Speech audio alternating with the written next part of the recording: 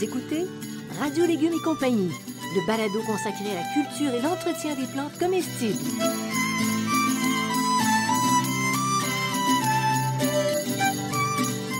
Laitue, Basilic, plantation, poivron, bleuets, pollinisation, haricots, arrosage, fraises, insectes ravageurs et maladies, concombres. fertilisation.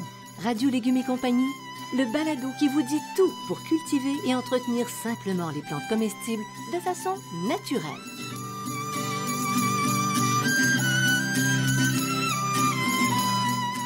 Cette émission vous est proposée par Bionic, une gamme de produits certifiés biologiques.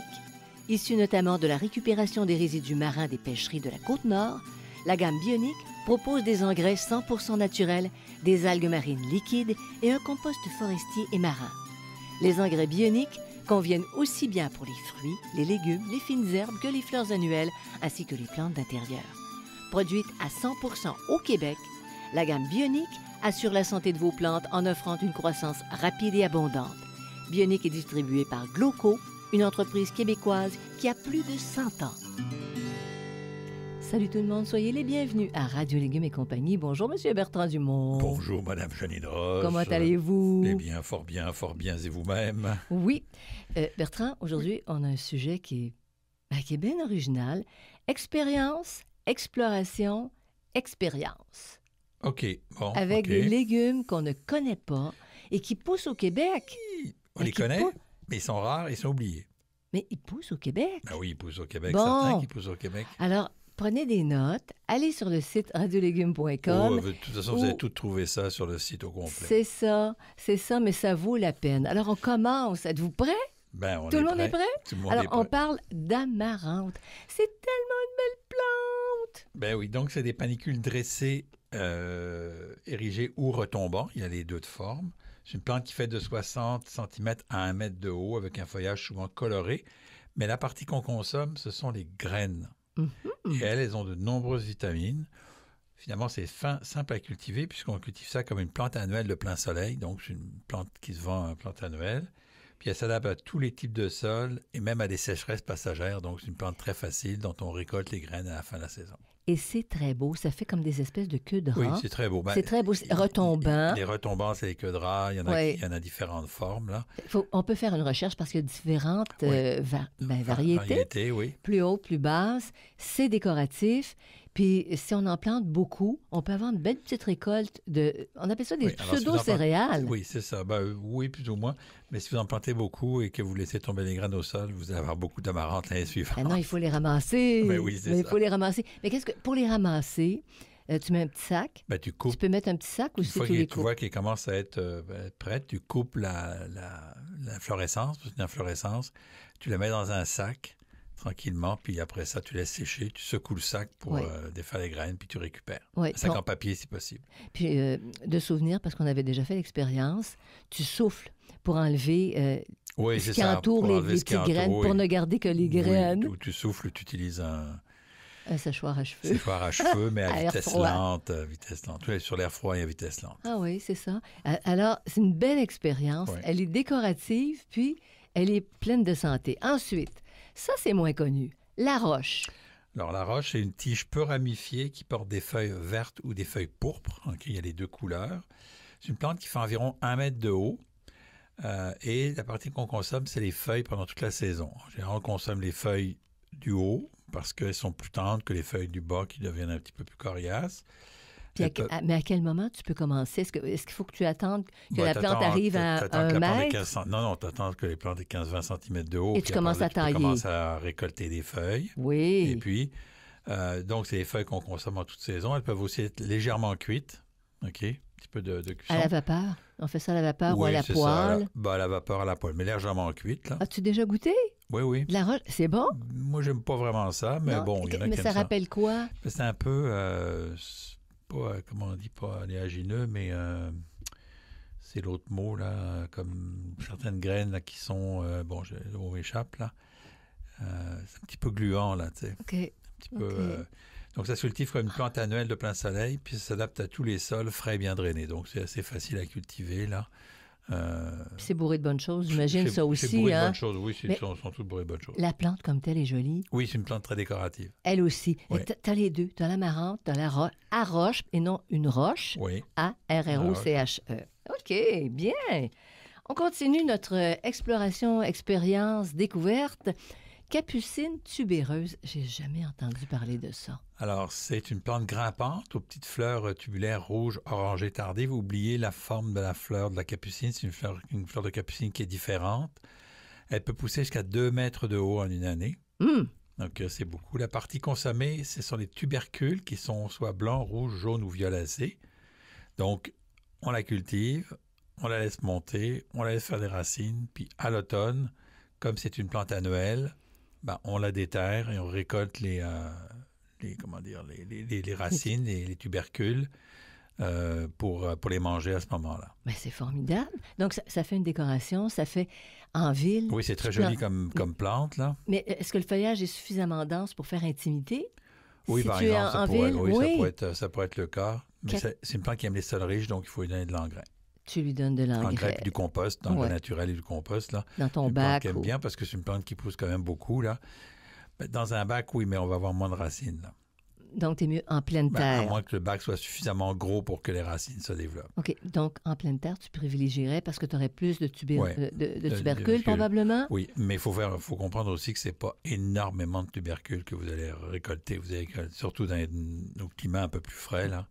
C'est quelques tubercules, là. Et si tu gardes les tubercules d'une année sur l'autre, est-ce que ça faudrait faire l'expérience? Oui. Là, tu les gardes. Tu les conserves, puis tu les remets. comme les pommes de terre, la même chose. Et ils finissent par grossir là, à ce moment-là. Ça va aller plus vite d'avoir plus de tubercules. Plus vite. Bon, alors on l'a dit, expérience, exploration, découverte. Bon, on continue. Tu es sur ta ligne, tu ne bouges pas de ligne. Parfait. Mais ça, chénopode géant, connais pas. Alors, chénopode géant, c'est une plante... D'abord, on dit chénopode ou kénopode, là, dépendant des cas. Le chénopode, c'est une plante que vous avez dans votre jardin naturellement parce que le kénopode, c'est considéré comme une mauvaise herbe. Ah, d'accord. OK? D'accord. Celui qu'on cultive, donc, c'est une plante érigée, buissonnante, avec des feuilles vertes et des pousses colorées. Donc, c'est des pousses qui sont intéressantes. Comme ça fait plusieurs tiges, on peut récolter des pousses, une plante de 1 mètre, 1 mètre 50 de haut. Donc, les parties consommées, c'est les feuilles toute la saison. Hein. On prend les plus petites feuilles, les plus jeunes, et les fleurs aussi peuvent être consommées. Ça se cultive comme une plante annuelle de plein soleil, donc c'est pas très compliqué. Elle s'adapte à tous les sols, puis ça résiste même à la sécheresse. Donc c'est une plante intéressante. Ben, avec nos étés de plus en plus chauds, certains sont plus vieux, mais il y a des étés de sécheresse. C'est ça. Fait que c'est parfait. Et si c'est une plante qui est quasi envahissante dans certains endroits, pas celle-là, là, peut-être, mais donc elle est robuste. Ben, c'est que le kénopode ordinaire, vous pouvez aussi le récolter au lieu de... Si vous en avez dans votre potager, vous le laissez pousser un peu, vous le récoltez, puis vous pouvez le manger. C'est celui qui est considéré comme une mauvaise herbe. Et c'est bon. Ça fait comme des petites boules colorées? Qu'est-ce que c'est? Non, ça fait des feuilles. C'est vraiment des feuilles vertes, là. OK. C'est des feuilles. Tu manges ça. Alors, feuilles et les fleurs. C'est ça. Et c'est des petites fleurs, pas des grosses fleurs. Oui, non, c'est des petites fleurs. C'est des petites fleurs en inflorescence. Puis ça a des goûts à découvrir, là. Ah oui, c'est difficile là, de définir ces goûts-là. Là. C'est compliqué parce que c'est des goûts qui sont un peu différents. Là. Fait qu'on les essaye. Si on aime, on continue. Si on n'aime pas, on arrête. Puis il y a les apports nutritifs, par exemple. Ils ont tous. Mais c'est ça.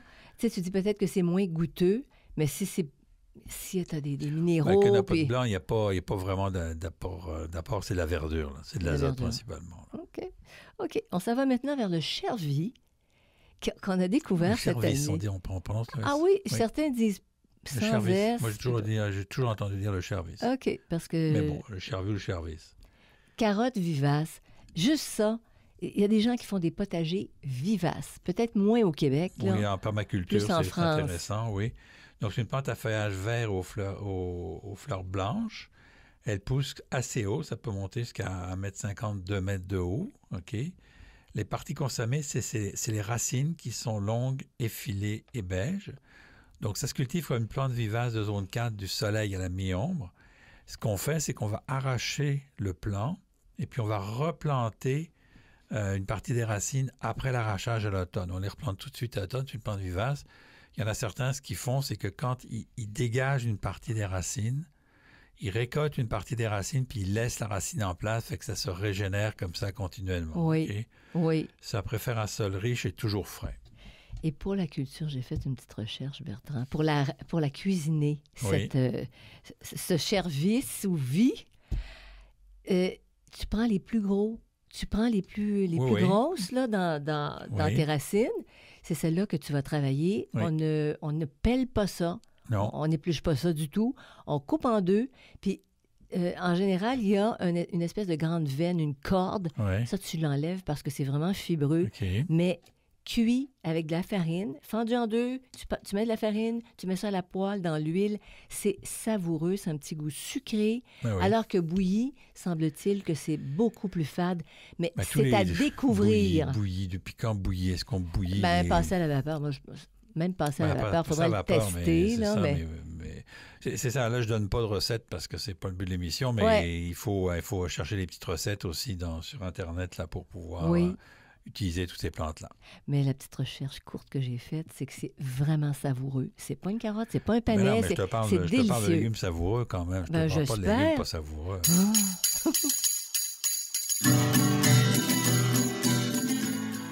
Vous écoutez Radio Légumes et compagnie, le balado consacré à la culture et l'entretien des plantes comestibles.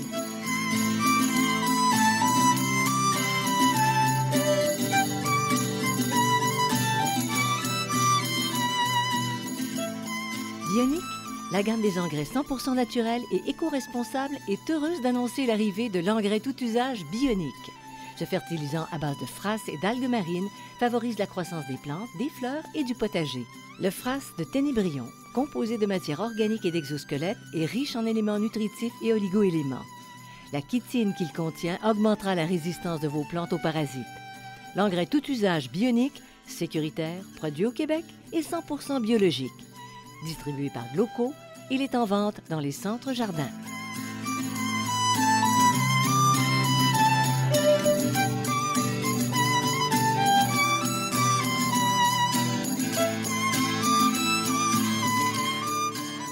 Vous écoutez Radio Légumes et compagnie, le balado consacré à la culture et l'entretien des plantes comestibles.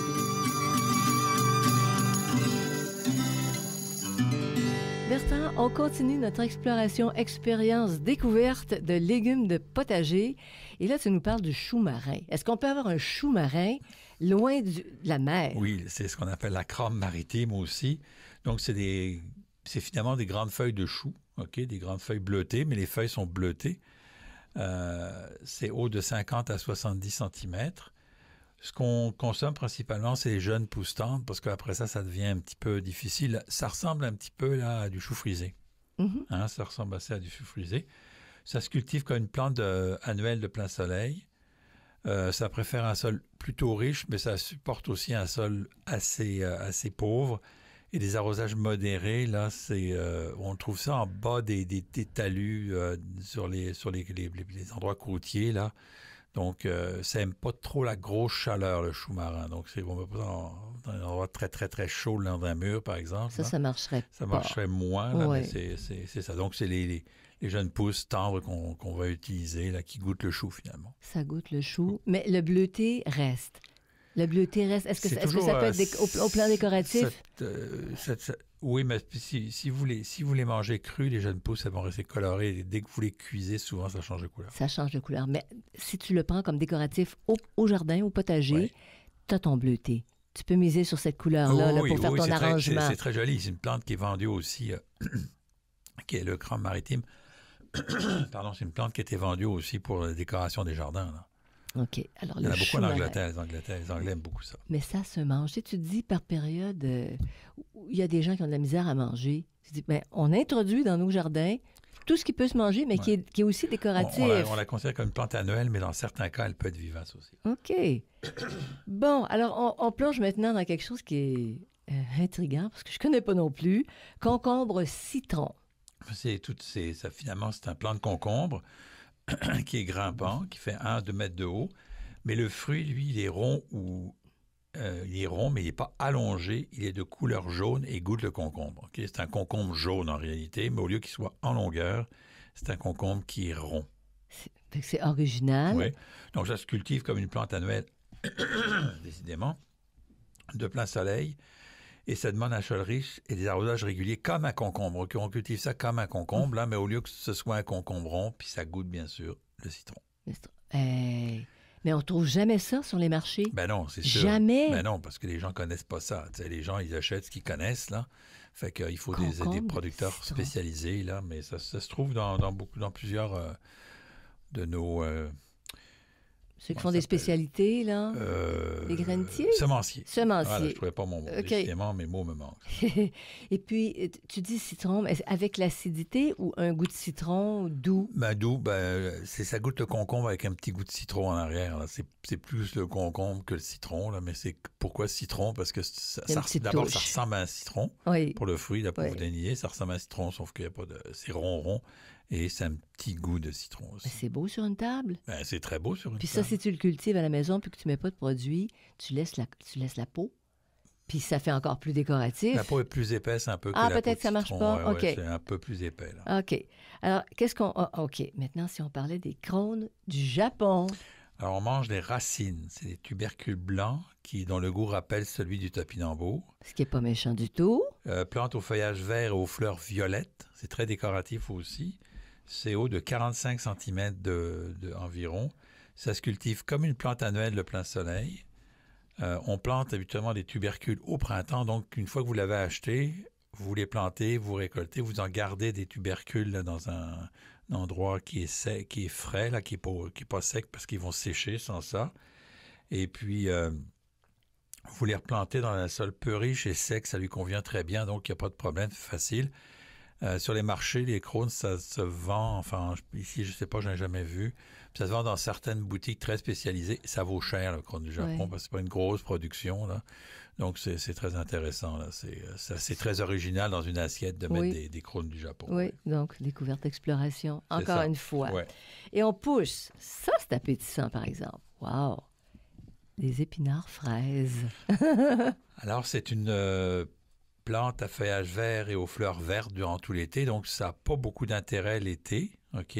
Ça fait 30 à 60 cm de haut, mais le fruit rouge ressemble à des fraises, OK? On dirait vraiment des fraises sur une tige. Les fraises sont des fraises des bois, là, c'est pas des grosses fraises. C'est toutes petites. Des fraises des bois, donc oui. les fruits ressemblent à des... Puis les feuilles, on peut aussi les consommer quand elles sont jeunes. Elles ont un goût de noisette crue ou cuite. Donc c'est très bon. C'est très, très bon. Peux-tu m'expliquer pourquoi on ne trouve pas ça, ces belles choses-là? Parce que c'est des plantes qui sont des plantes qui sont moins connues, là. Puis, écoute, les gens, le premier légume qui est le plus consommé, c'est la tomate, là. Donc, tout le monde fait des tomates, mais bon, c'est pour ça que fait un balado sur des choses un petit peu plus rares, là. Donc, ça se cultive comme une annuelle de soleil ou d'ombre dans un sol riche, frais et bien drainé. Donc, je pense relativement facile, là. Mais on trouve des semences, il y a même des variétés qui ont été faites autour de ça. Là. Mais c'est des plantes parce que c'est pas connu. Mais ça pousse bien? Oui, ça pousse bien. Ça pousse très, très bien. J'en ai vu au Jardin botanique qui était très belle. Est-ce que ça a les mêmes particularités que l'épinard? C'est-à-dire qu'il ne faut pas que ce soit trop chaud? Pas du tout. C'est pas la même famille du tout. Parce que l'épinard, il monte à la graine quand c'est trop chaud l'été. Non, ça va... Parce que ça va passer tout l'été puis ça va faire ses fruits à la fin de la saison. Hey, c'est drôlement intéressant. Ouais. Wow! Puis comment cuisiner ça? On pourrait faire des petites recherches aussi là-dessus. Oui, là. mais les feuilles, ça se cuit ou c'est un goût de noisette, c'est cru ou cuit. Puis les fruits rouges, ça ressemble à des fraises, mais je ne sais pas trop le goût. Je n'ai pas trouvé le goût, là. C'est un goût de fruits rouges, disons. En tout cas, c'est décoratif. C'est décoratif. Dans l'assiette, puis il va y avoir plein de bonnes affaires là-dedans. Ça arrive à la fin de la saison, donc c'est intéressant parce qu'à cette époque-là, il n'y a plus de fraises. Oui. Et puis maintenant, l'onagre, on nous la vend à la pharmacie, mais on pourrait la cultiver chez nous et la manger. Oui, c'est une plante basse. Donc la plante est basse, c'est un feuillage vert et large, mais les hampes florales jaunes montent jusqu'à 2 mètres de haut. Okay, donc c'est assez bas comme feuillage, mais il y a une grande hampe florale qui sort. Les parties qu'on consomme, c'est les jeunes feuilles, les pétales des fleurs et les racines au goût sucré de salsifis et de panais. Donc, c'est les trois. Les onagres, ça se vend aussi, là. C'est une plante bisannuelle qui se vendait dans les plantes vivaces, là. donc plutôt dans le côté décoratif, mais on peut utiliser les onagres pour les feuilles, les pétales et les racines. Quand tu manges les racines, est-ce que tu détruis ton plant pour la... Ce serait vivace, en fait, C'est une de plante l'onagre. bisannuelle. Bisannuelle. Oui, tu détruis le plant parce que le bisannuel, il pousse une année, il fleurit la deuxième année, et après ça, il meurt définitivement. Donc, ce serait la deuxième année que tu irais chercher tu vas les chercher, oui. La première année, si tu les enlèves, tu n'auras pas de fleurs, tu n'auras pas de feuilles. C'est ça. Tu auras des feuilles, mais tu n'auras pas de fleurs. Donc, il y a une petite gestion à faire si on veut la perpétuité de cette plante-là. OK. C'est une bisannuelle de sol riche et d'arrosage modéré. Puis pour le goût, c'est mystérieux. Ça doit être intéressant. Les racines goûtent le salsifis, le panais, là. Mais tu sais, les feuilles, ça goûte toujours un petit peu différent, là. C'est toujours à rechercher, là. Maintenant, le radis serpent, voilà qui nous inquiète. On le radis serpent parce que ça fait partie de la famille des radis, OK? Oui. Mais c'est un fruit aux gousses qui sont très tendres, c'est un petit goût épicé, OK? Donc, c'est un radis, mais on va le laisser monter à graines pour récolter les gousses. Il y a des gousses oui. sur ce radis-là? Oui, sur ce radis-là. Mon Dieu, que c'est particulier. Okay. Oui. Donc, une plante au feuillage vert avec des petites fleurs blanches, mais on va laisser monter les petites fleurs blanches, ça va faire des gousses, OK? Puis c'est pour ça qu'on appelle ça du radis serpent, parce que les gousses ressemblent à un serpent. Il y en a qui sont plus ou moins longues, plus ou moins fines. Il y a plusieurs variétés là-dessus. C'est une plante annuelle qui pousse du soleil à la mi-ombre. Puis en général, on fait des semis, un au printemps, puis un à l'automne. C'est comme des radis qui montent à graines, là. OK. Mais c'est un radis, donc c'est un sol moyennement riche et plutôt humide. Donc, c'est la gousse qui est intéressante. Oui, c'est la gousse qu'on mange. C'est tout.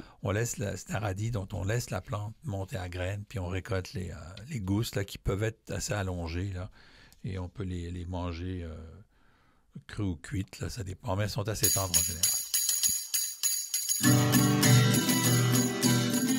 Vous écoutez Radio Légumes et compagnie, le balado consacré à la culture et l'entretien des plantes comestibles.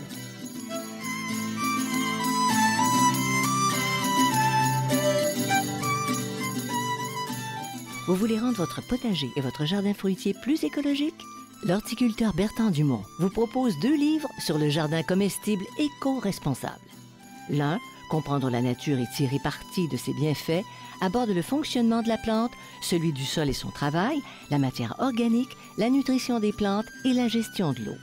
L'autre, Aménager et cultiver en respectant la terre, décrit les étapes de planification, de sélection, de mise en place, ainsi que la multiplication, la plantation, l'entretien et la récolte d'un jardin comestible éco-responsable. Ces 2 livres sont en vente uniquement sur la boutique en ligne radiolégumes.com.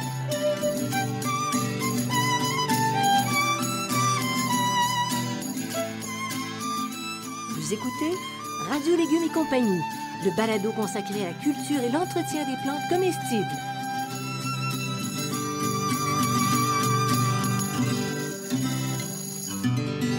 On poursuit nos découvertes, nos explorations et nos expériences potentielles, donc à venir.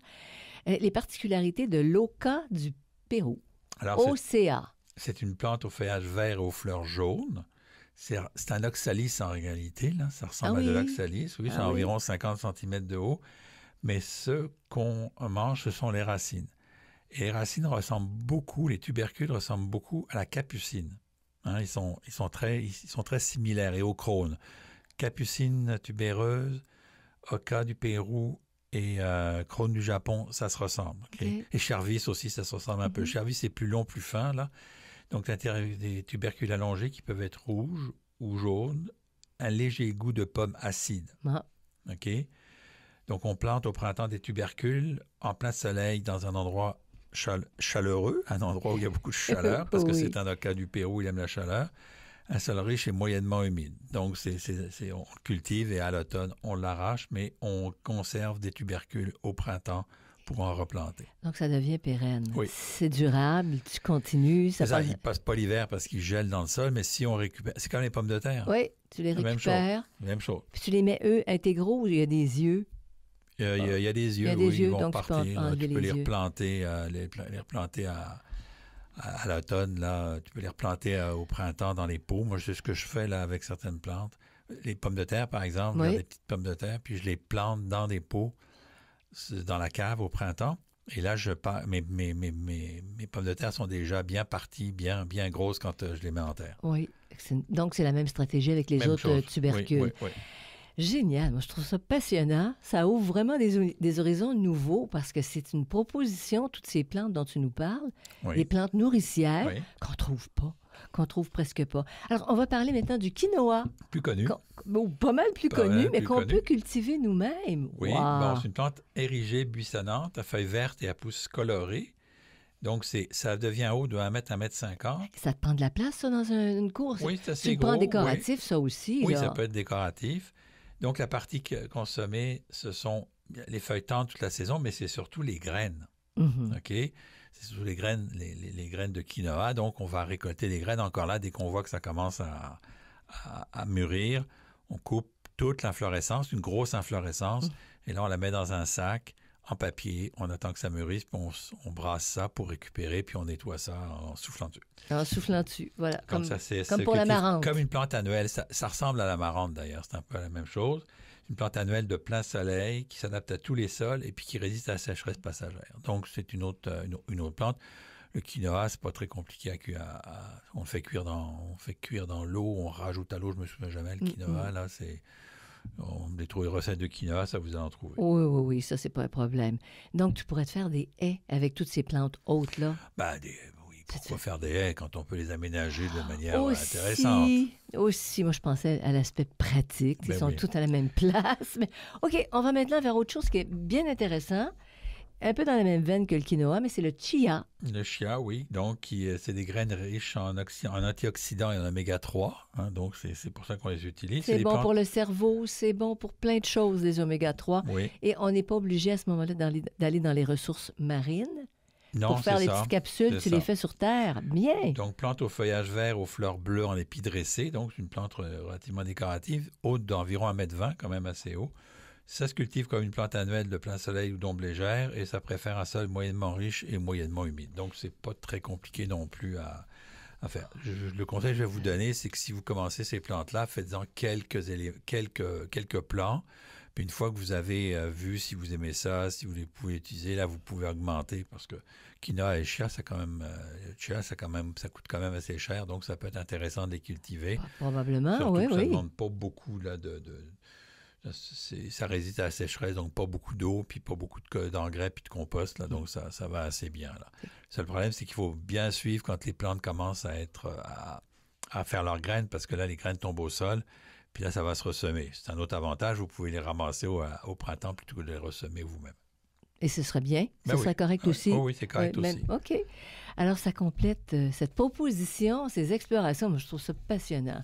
Passionnant parce que quand tu fais un potager depuis des années, tu sais, les légumes de base, puis tout ça, tu arrives dans des expériences comme ça, c'est stimulant. Quand tu as de la place. Bien, quand tu as de la place, évidemment. Évidemment. Le problème qu'on a ici, c'est qu'on manque de place. On n'a plus de place. On n'arrête pas de l'augmenter, le potager, mais on manque de place au soleil.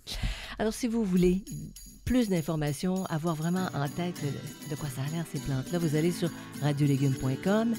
Et puis, évidemment... Excuse-moi, j'ai mis des photos de chaque plante. Sur le site, il va y avoir des photos de chaque plante. Je n'en attendais pas moins de toi, Bertrand. Alors, c'est disponible, il y a toute la banque de balado. On est rendu à quoi, là? C'était 130, quelque chose 129. comme ça? 129. Alors, c'est pas rien, puis c'est bourré d'informations. Alors, merci à Bionic qui nous supporte depuis longtemps. Merci à Xavier Gervais-Dumont pour la musique, Charles Gervais-Dumont, son frère, pour l'assistance technique. Et à vous tous, à nos pelles, à nos râteaux, à nos protège-genoux, puis amusons-nous dans la terre. Salut tout le monde. Merci, Salut, Bertrand. À la prochaine.